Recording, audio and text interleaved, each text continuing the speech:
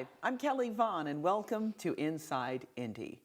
Did you know that nearly 300 children each year lose their lives to drownings in this country? And I'm not sure of the statistics in Indiana. We're going to find out more about what's happening here locally and what we can do to prevent that from happening to your child. Here on Inside Indy, joining us is Brian Seguin. Hi, Hello. Brian. Hi, Kelly.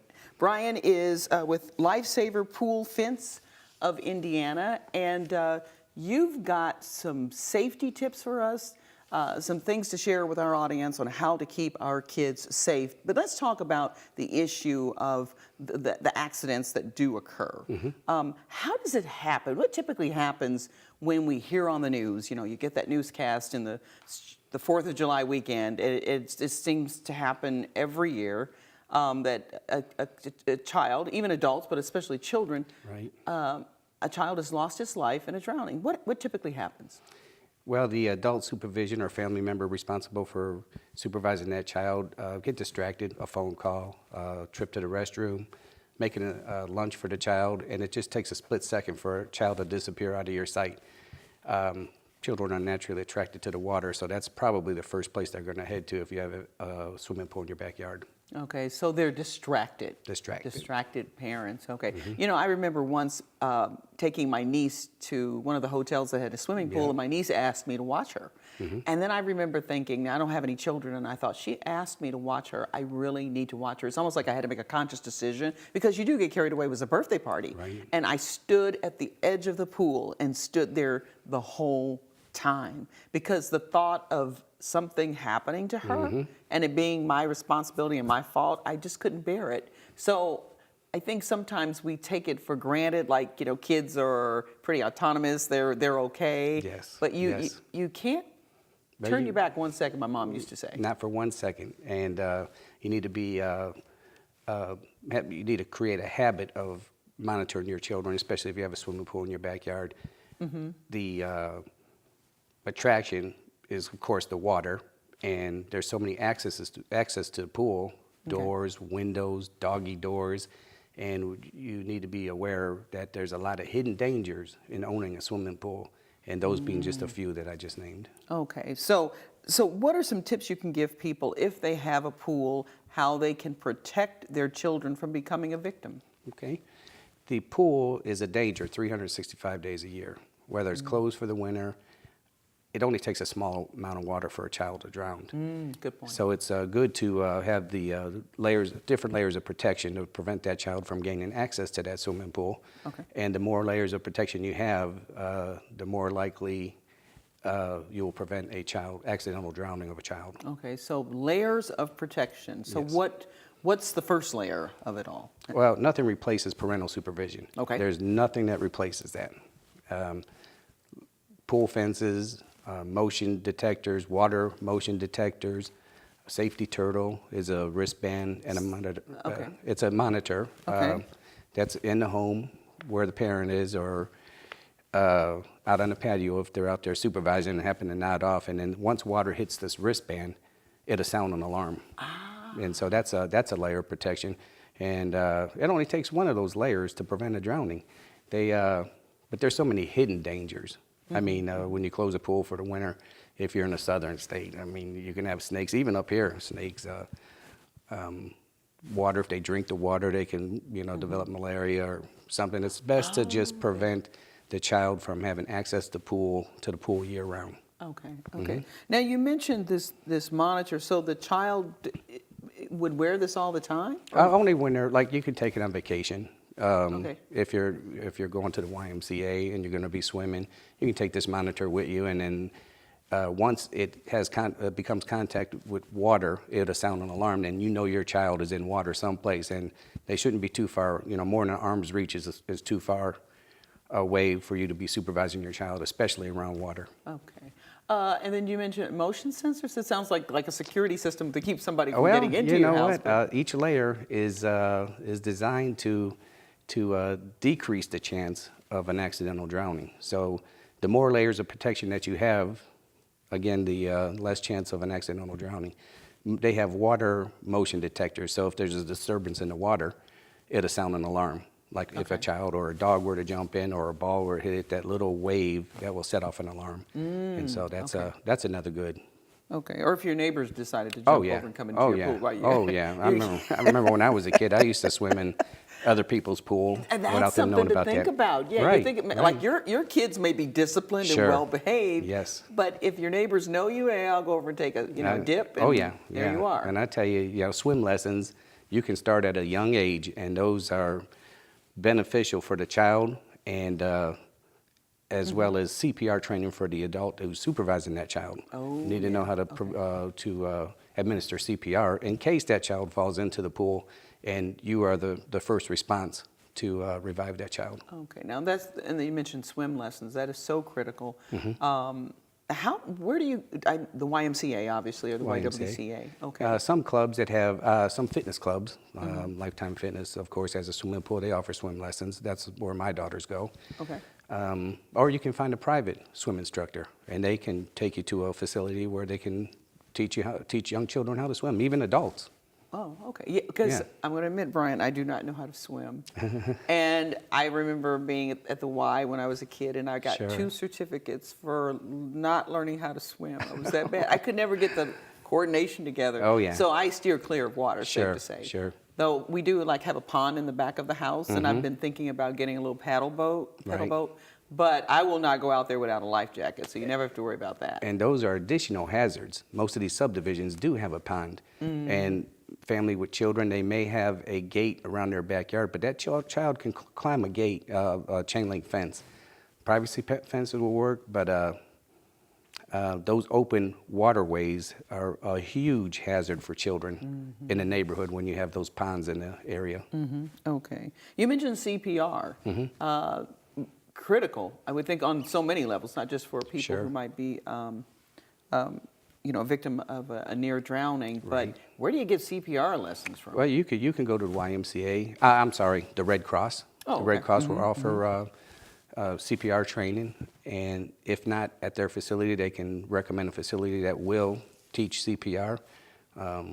Maybe check with the hospitals. I'm not familiar with all the different avenues that you can go to receive CPR training, but it should be a must when you have children in around a swimming pool.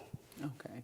Now, with Lifesaver Pool Fence of Indiana, which is, so it's named that because that's your primary focus, is to make pools safe.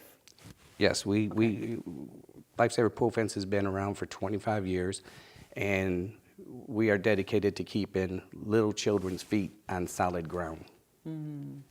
So we installed the Lifesaver Pool Fence, and as a first line of layer of protection, and then the other ones, we can suggest to them, and I recommend that they do at least 2 or 3 other layers of protection to prevent that child. So how is this fence different than, say, a chain link fence? This is a mesh fence.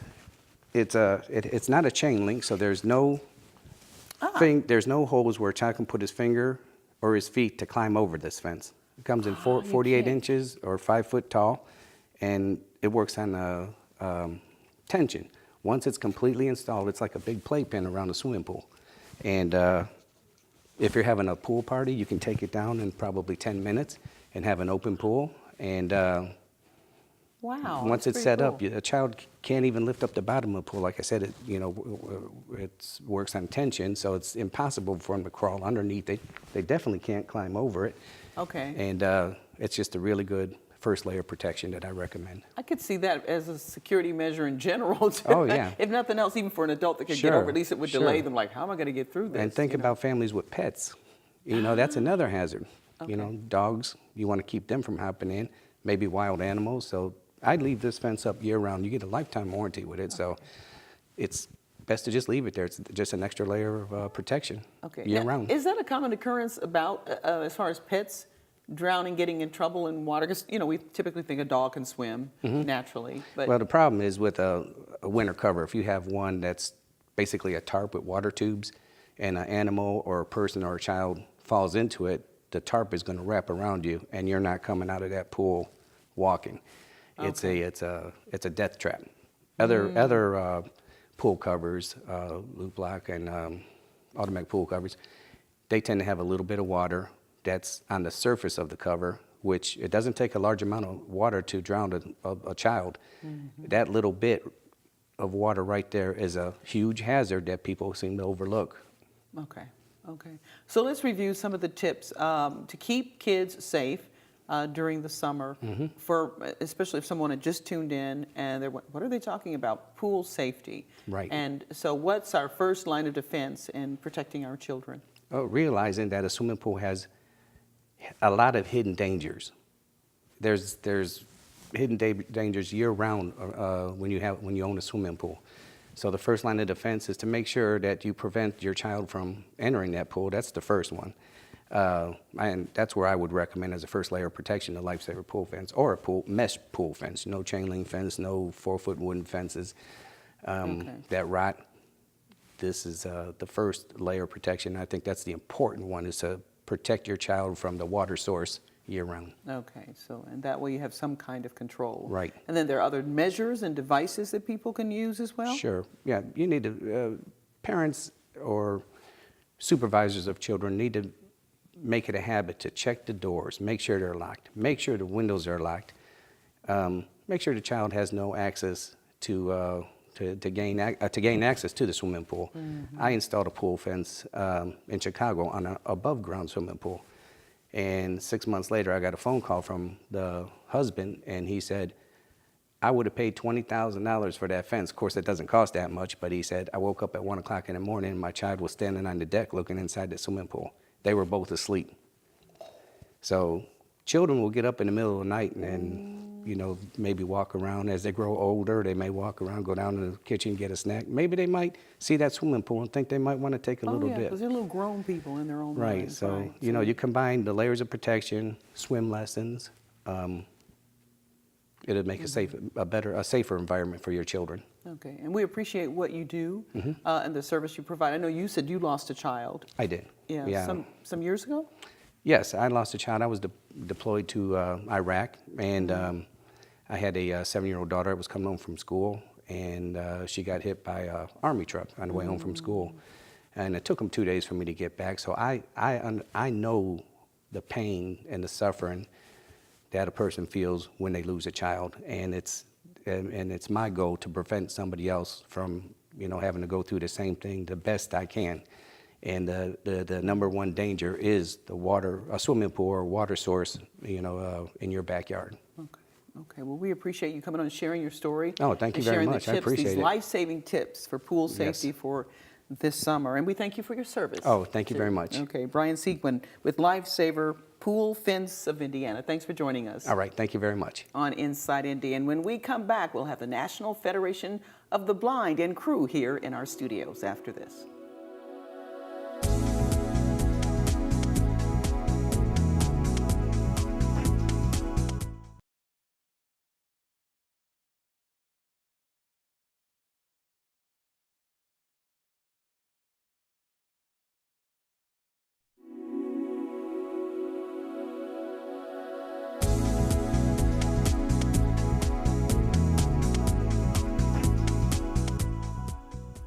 We're back. This is Inside Indy, and I have two extraordinary people in our studio with us from the National Federation of the Blind. And they are, first of all, we have Lee Martin. And Lee, you are the state coordinator for the National Federation of the Blind NFB Newsline, right? That is correct, Kelly. Welcome to the show. Well, thank you for having me. And with him is Florence McSwine, and she is the assistant coordinator for the National Federation of the Blind NFB Newsline. Hello, Florence. Good afternoon. How are you, Kelly? Fine, thank you. I know people tuning in right now, they're looking at their TV sets and they go, well, they don't look like blind people. They don't act like what we expect, and do you get that from people? Because you're so outgoing, so jubilant, so vibrant. Lee, you got your swag and your attitude going. We get it all the time, but we're accustomed to it. And one of the things that we do with the National Federation of the Blind is to try to bring about, awareness to relieve some of those misperceptions about conditions of blindness. And I don't know how a blind person is supposed to really look. I lost my sight 16 years ago, and as a full adult, I've seen all the time. But one thing I didn't see in most of my walk of life was blind people in society. So therefore, we do try to be more visual, viable, and vibrant to help relieve some of those and help educate our general public that we're just normal people like everyone else. You know, we get headaches, we get, you know, we have fun, we have professionals in all capacities, and we're just regular citizens and regular human beings. We just happen to be blind and working from a different capacity, but as capable as many of our sighted colleagues and peers. So, Florence, do you want to add to Lee's points? Well, I'm going to ditto that because I, too, have experienced a lot of individuals who see me and are like, well, you don't look blind, you don't act blind. I love going to the gym, so I'm out quite a bit. And some people think that's just amazing, but it's not. It's not amazing. It's just basically we do what we do. We do things just as anyone else does. You know, I take my cane and I find my way around and just do the things that I like to do. So I'm just going to ditto what Lee had just said. Okay. So where is that coming from then in terms of people's perceptions about blind people, that they should be shut in, so to speak? Well, Kelly, I think from what I've learned from the blind, being blind, I noticed that one thing, blindness does not have any barriers, or just like any other illness or that affects us as human beings. But years ago, even back to the days when people were kept in dungeons and hidden away because they had a disability, or, you know, say like polio and things like that. They were kind of hidden away and weren't given opportunities, you know. The perception of that came around from my education of that, such as the word handicap. You know, that word still is prevalent, but we consider that to be old language. And, you know, handicap, if you turn the word around, is cap in hand.